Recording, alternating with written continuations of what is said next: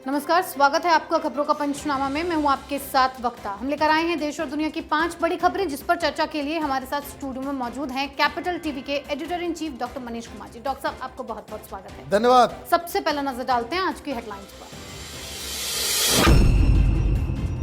सपा संस्थापक मुलायम सिंह यादव का हुआ अंतिम संस्कार। सैफई में उमड़ा जनसैलाब। अंतिम विदाई देने पहुंचे कई बड़े बड़े दिग्गज। काशी अयोध्या के बाद आई उज्जैन की बारी। पीएम मोदी ने आज महाकाल की नगरी उज्जैन में किया महाकालेश्वर मंदिर कॉरिडोर का उद्घाटन। शिवसेना के चुनाव चिन्ह को फ्रीज करने के बाद चुनाव आयोग ने ठाकरे को सौंपा मशाल का सिंबल। शिंदे ने भी दिए 3 विकल्प, लेकिन आयोग के खिलाफ ठाकरे पहुंचे दिल्ली हाईकोर्ट। बंगाल में ममता बनर्जी की बड़ी मुश्किलें। मोमिनपुर हिंसा को लेकर ममता पर कई आरोप। साथ ही शिक्षा भर्ती घोटाले में टीएमसी विधायक माणिक भट्टाचार्य की हुई गिरफ्तारी। देवी देवताओं का अपमान करने वाले केजरीवाल के मंत्री राजेंद्र गौतम को दिल्ली पुलिस का नोटिस। पुलिस ने की पूछताछ, हो सकती है गिरफ्तारी।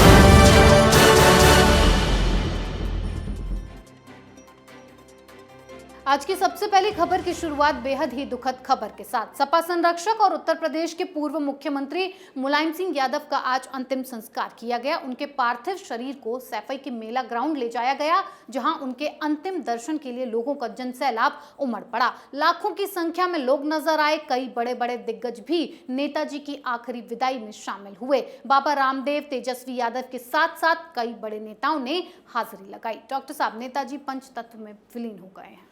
देखिए, इसमें कोई शक नहीं कि यूपी के एक बहुत ही बड़े लीडर थे मुलायम सिंह जी।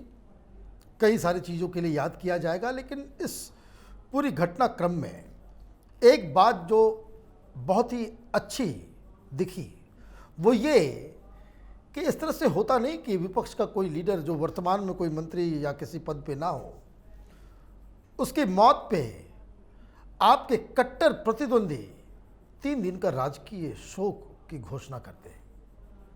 ये सारा कुछ बाकायदा योगी जी की सरकार के निर्देश और उनके मैनेजमेंट के तहत ये सारा प्रोग्राम किया गया।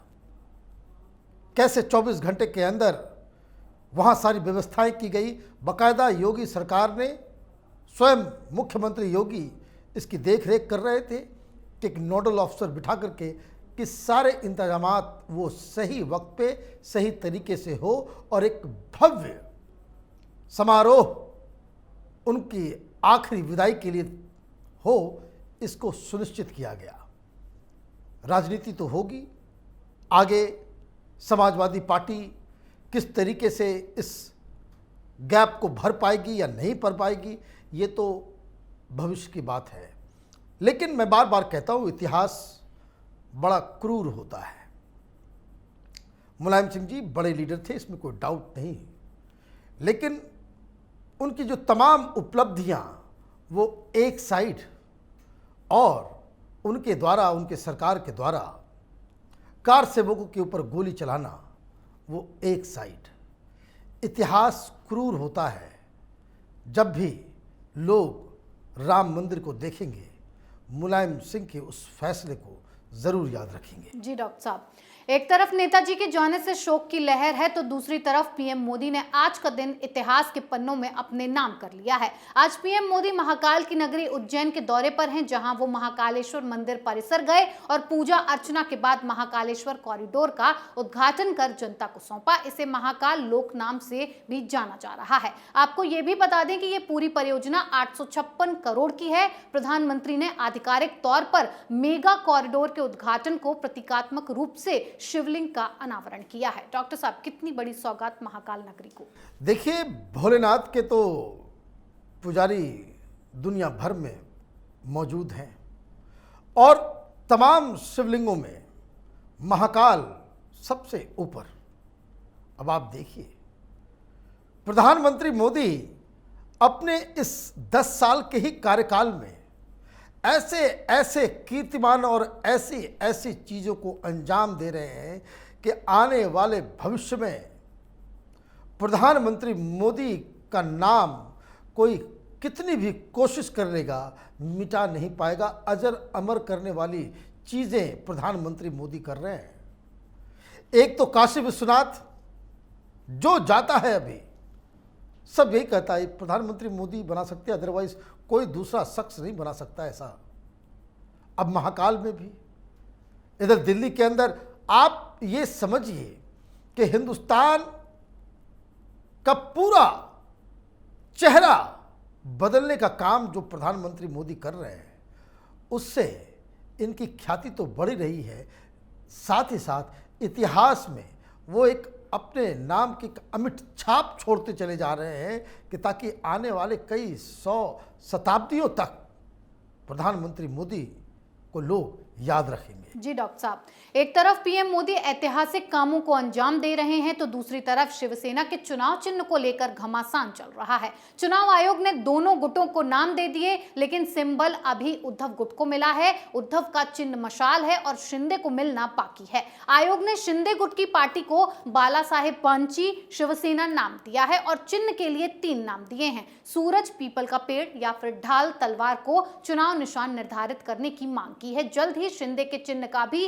फैसला हो जाएगा, लेकिन आदित्य ठाकरे ने बीजेपी पर हमला बोलते हुए कहा है कि 40 गद्दार हमारा नाम हमसे छीनने की कोशिश कर रहे हैं। डॉक्टर साहब, क्यों ठाकरे बौखला रहे हैं और दिल्ली हाईकोर्ट तक पहुंच गए हैं? देखिए, अब सब कुछ गंवाने के बाद आपकी भाषा वही जिस वजह से ये सारी चीजें हुई। आप गद्दार किसको कह रहे हैं, क्यों कह रहे हैं? यह आपकी नाकामी है कि आप अपनी ही पार्टी को एक साथ नहीं रख पाए। अब तो लोग ये कह रहे हैं कि उद्धव ठाकरे जब अपने परिवार को ही एक साथ नहीं रख पा रहे हैं तो पार्टी को कैसे संभाल पाएंगे? आपके साथ एमएलए नहीं, आपके साथ एमपीज नहीं, आपके साथ कार्यकर्ता नहीं, आपके साथ जनभावना नहीं, आपके साथ अलग अलग राज्यों में जो शिवसेना की जो स्टेट यूनिट्स थी वो आपके साथ नहीं है। डिस्ट्रिक्ट की जो कमिटीज हैं उसमें ज्यादातर वो शिंदे साहब के साथ है। आपके पास बचा ही क्या? आपको शिवसेना का नाम, शिवसेना का सिंबल सिर्फ इसलिए चाहिए कि आप हिंदू हृदय सम्राट बाला साहब ठाकरे के बेटे हैं। तो ये वंशवाद तो किसी भी डेमोक्रेसी के लिए नासूर है। जो व्यक्ति बाला साहब ठाकरे की विचारधारा को आगे लेके जाएगा, असली उत्तराधिकारी वही होगा। और इलेक्शन कमीशन के जो फैसले आ रहे हैं, जिस तरीके से लोग महाराष्ट्र में एकनाथ शिंदे और उनके गुट को समर्थन दे रहे हैं, उससे तो साफ साफ लगता है कि आप एक विक्टिम कार्ड खेलने पे आमदा है कि हमारे साथ बहुत बड़ी गद्दारी हो गई, लोगों ने छुरा मार दिया पीठ पे, तमाम तरह की चीज़ें। इनसे कोई फर्क नहीं पड़ता। कोर्ट के अंदर भी कुछ हासिल नहीं होने वाला है, क्योंकि हिंदुस्तान का कानून यही है कि सिंबल, नाम, ये सारी चीज़ों आवंटित करना ये इलेक्शन कमीशन का काम है, जहां ऑलरेडी फैसला हो चुका है। जी डॉक्टर साहब, उद्धव ठाकरे ने चुनाव आयोग के फैसले के खिलाफ दिल्ली हाईकोर्ट का रुख किया है, तो वहीं बंगाल में लगातार एक के बाद एक मामले सामने आ रहे हैं। मोमिनपुर घटना को लेकर एक तरफ ममता बनर्जी पर आरोप लग रहे हैं कि इस हिंसा में 5000 हिंदू घर छोड़कर भाग गए हैं और हिंसा के पीछे अलकायदा और आईएसआईएस का हाथ है, तो वहीं दूसरी तरफ शिक्षा भर्ती घोटाले में पार्थ चटर्जी की गिरफ्तारी के बाद प्राथमिक शिक्षा बोर्ड के पूर्व अध्यक्ष और तृणमूल विधायक माणिक भट्टाचार्य को आज ईडी ने गिरफ्तार कर लिया है। और ईडी की तरफ से दायर चार्जशीट में यह खुलासा किया गया है कि पार्थ चटर्जी और माणिक भट्टाचार्य के बीच सांठगांठ थी और वो मिलकर शिक्षक भर्ती में धांधली के आरोपी हैं। डॉक्टर साहब, माणिक भट्टाचार्य का क्या कनेक्शन है इस घोटाले से? देखिए, माणिक भट्टाचार्य जिस वक्त ये घोटाला हो रहा था, उस वक्त ये पश्चिम बंगाल प्राथमिक शिक्षा बोर्ड के चीफ थे और ये घोटाला हुआ। ममता बनर्जी ने उन्हें पदोन्नति दे दी, फिर उन्हें पश्चिम बंगाल माध्यमिक शिक्षा बोर्ड के अध्यक्ष बना दिया। अब बहाली तो बोर्ड के अध्यक्ष के बगैर होगा नहीं। ममता बनर्जी का नंबर 2 वो पैसे की सेटिंग कर रहा है, वो नाम तय कर रहा है, वो सारा हिसाब किताब कर रहा है और माणिक भट्टाचार्य मोहर लगा रहे हैं। ये बातें सीबीआई और ईडी को तब मालूम चला जब इनकी गिरफ्तारी के बाद इनके फोन को खंगाला गया। उसमें एक नाम था मानिक लॉ LAW। अब ये ढूंढना शुरू किया इन लोगों ने, भाई ये मानिक लॉ कौन है, तो मालूम चला कि ये मानिक भट्टाचार्य जो पलासपुरा नाम का एक जगह है जहाँ से वो MLA हैं, ममता बनर्जी की काफ़ी करीबी मानिक भट्टाचार्य, वो लॉ के प्रोफेसर थे, लॉ कॉलेज के प्रिंसिपल थे, इसलिए उनके नाम के आगे मानिक लॉ रखा गया। छापेमारी हुई उनके यहाँ, मालूम चला कि सब एक ही थाली के चट्टे बट्टे हैं, सब ये TMC का ही पूरा नेटवर्क है जो लोगों से, गरीब लोगों से पैसे लेकर शिक्षक बनाया करता था और जो मेरिट में आते थे, जो एग्जाम पास करते थे, उनको लिस्ट से बाहर किया करते थे।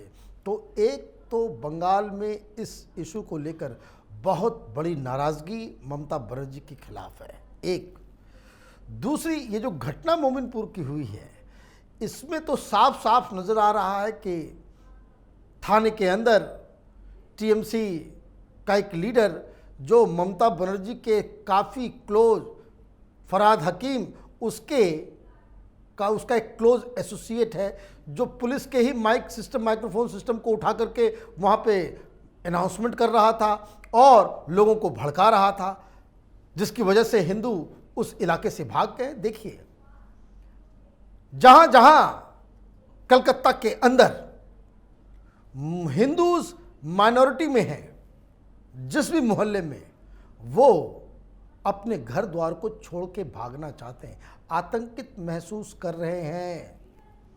ये ममता बनर्जी की अपीजमेंट पॉलिटिक्स जो है, उसका ये असर, उसका ये जो जलन जो है, वो बंगाल के हिंदू फील कर रहे हैं। जी डॉक्टर साहब, ममता बनर्जी की मुश्किलें लगातार बढ़ती जा रही हैं, तो वहीं केजरीवाल का भी मुश्किलों से पुराना नाता है। केजरीवाल के पूर्व मंत्री राजेंद्र गौतम ने हिंदू देवी देवताओं का अपमान किया था, जिसके चलते उन्हें अपने पद से इस्तीफा देना पड़ा। साथ ही केजरीवाल को एंटी हिंदू का टैग मिला। लेकिन आज दिल्ली पुलिस ने एक्शन लेते हुए घर जाकर नोटिस दिया और पूछताछ के लिए बुलाया, जिसके जवाब में महाराज जी बोले हैं कि अगर गिरफ्तारी हुई तो मैं मिठाई बांटूंगा। पुलिस ने पूछताछ के लिए पहाड़गंज थाने बुलाया था। डॉक्टर साहब, क्यों गिरफ्तारी हुई है? देखिए, ये बातचीत जो हो रही है हिंदुस्तान में, ये जो सेक्युलरिज्म का ये जो धंधा करने वाले लोग हैं, उनके लिए ये आईना है। आप एक 10,000 की भीड़ में ब्रह्मा भगवान नहीं है, विष्णु भगवान नहीं है, शिव भगवान नहीं है, हिंदू धर्म नरक के बराबर है, इस तरह की भाषा आप हिंदुओं के खिलाफ बोल सकते हैं? और कोई ये कह दे कि आप इस्लाम या क्रिश्चियनिटी में उनके प्रतीक चिन्हों, उनके पैगंबरों, उनके भगवानों के लिए इस तरह की बातें आप कैसे कह पाएंगे? नहीं कह पाएंगे। तो ये जो दोगलापन है सेक्युलरिज्म के नाम पे इन नेताओं का, और देखिए ये व्यक्ति क्या कह रहा है।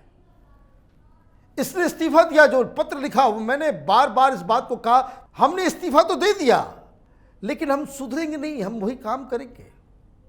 पुलिस पूछताछ कर रही है तो ये पब्लिक स्टेटमेंट दे रहा है कि भाई अगर पुलिस ने गिरफ्तार किया तो मैं मिठाई बांटूंगा। इनसे मिठाई बंटवा ही देना चाहिए।